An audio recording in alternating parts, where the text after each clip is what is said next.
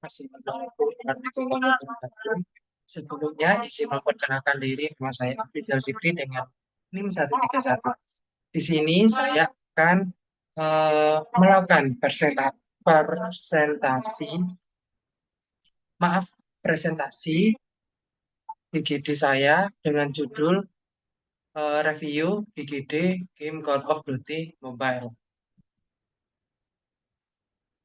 Selanjutnya, di sini ada timeline, yaitu timeline yang pertama ada title pack, yang kedua ada overview game, yang ketiga ada gameplay, yang keempat adalah mechanics atau key option, yang kelima ada story and narrative, dan terakhir yaitu game world. Nah, untuk materi yang pertama itu ada timeline pack. Pada title pack ini itu ada tiga, yaitu name game, tagline, dan list update. Nah, untuk nama game sendiri yaitu Call of Duty Mobile. Dan untuk tagline-nya sendiri ada Battle Anywhere, Anytime. Dan untuk list update-nya sendiri yaitu 28 November 2008. Nah, materi yang kedua itu ada overview game. Pada overview game ini ada konsep game, di mana Call of Duty Mobile adalah permainan first person shooter atau FPS berbasis online yang dirancang oleh platform seluler. Nah, untuk first person shooter FPS ini termasuk dalam eh, genre action. Selanjutnya, game ini menggabungkan mode permainan klasik dari seri Call of Duty seperti Team Deathmatch, Battle Royale, dan Domination dengan visual berkualitas tinggi serta mekanisme permainan yang responsif untuk pengalaman gaming kompetitif di mana saja. Untuk target audiensnya yaitu pemain berusia 16 sampai 35 tahun, penggemar game FPS kompetitif, dan pengguna smartphone dengan spesifikasi menengah ke atas. Untuk genrenya sendiri seperti yang sudah saya bilang sebelumnya itu ada first person shooter FPS di mana ini termasuk dalam genre action dan terakhir itu ada battle royale. Untuk ringkasan alur game sendiri yaitu permainan ini menjadi bagian dari tim elit militer yang harus menyelesaikan misi, bertahan hidup, dan mengalahkan lawan. Game ini sendiri menawarkan beragam cerita pendek di setiap event dan misi khusus. Untuk tampilan dan nuansanya sendiri yaitu grafis realistis dengan perhatian tinggi pada detail lingkungan, karakter, dan senjata. Setelah itu ada suasana intens yang penuh aksi dengan efek suara mendalam seperti tembakan, ledakan, dan komunikasi tim. Dan selanjutnya yaitu ada antarmuka ramah dengan kontrol yang dioptimalkan untuk layar sentuh. Untuk selanjutnya yaitu ada gameplay. Tujuan utama dari gameplay sendiri yaitu untuk mengalahkan lawan, menyelesaikan misi, dan meraih kemenangan dalam mode permainan yang beragam.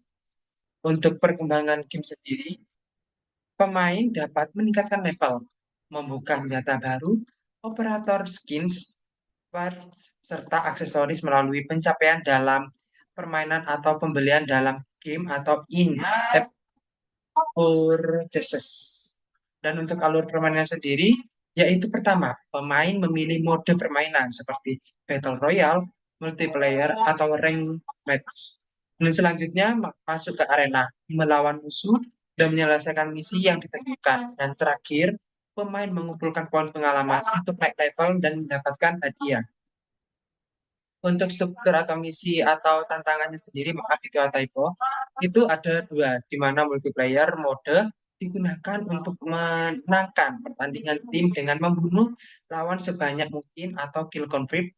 Dan yang kedua yaitu Battle Royale mode, di mana digunakan untuk bertahan hidup sebagai pemain terakhir di peta besar yang akan mengecil dengan seiringnya waktu. Dan untuk struktur teka-teki, game ini tidak memiliki teka-teki eksplisit, tetapi melibatkan strategi untuk menguasai peta dan memanfaatkan lingkungan untuk mengalahkan lawan. Dan untuk materi berikutnya yaitu ada mechanics atau key option.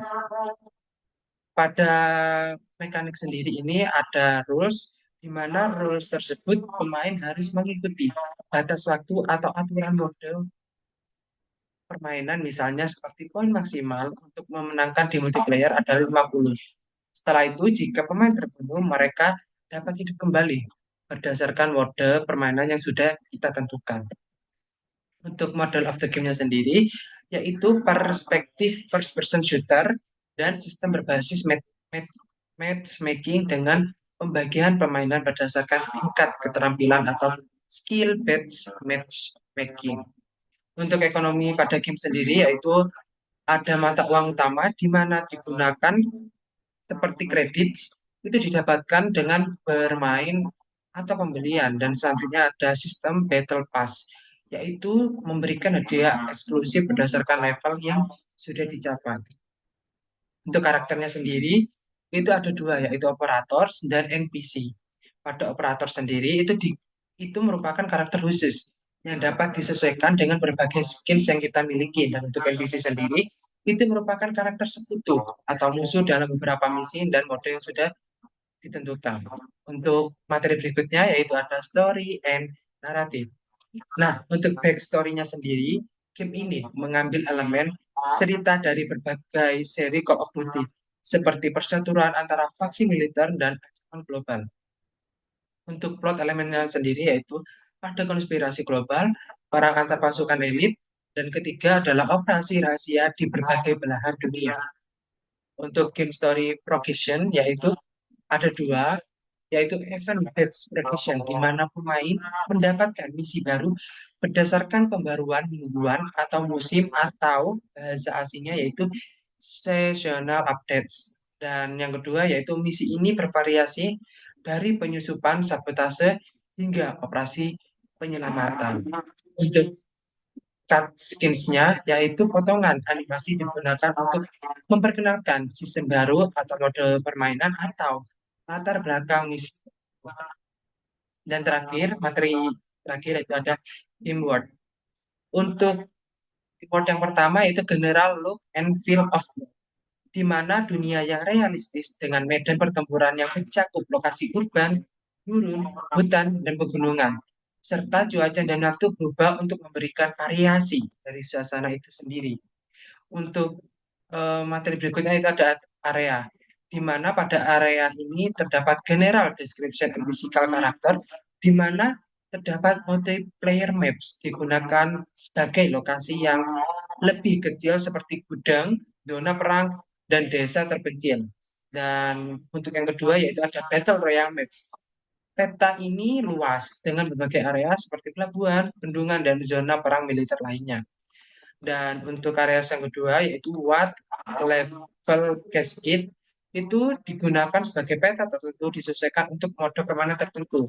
Seperti contohnya Crossfire cocok untuk search and destroy, dan sementara Nuketown ideal untuk tim deathmatch. Dan untuk yang ketiga yaitu connection to the other area, di mana pada ini pemain dapat berpindah antara area dalam mode Battle Royale dengan kendaraan seperti mobil dan helikopter. Terima kasih, mungkin itu saja materi yang bisa saya sampaikan. Kurang lebihnya saya mohon maaf. Wassalamualaikum warahmatullahi wabarakatuh.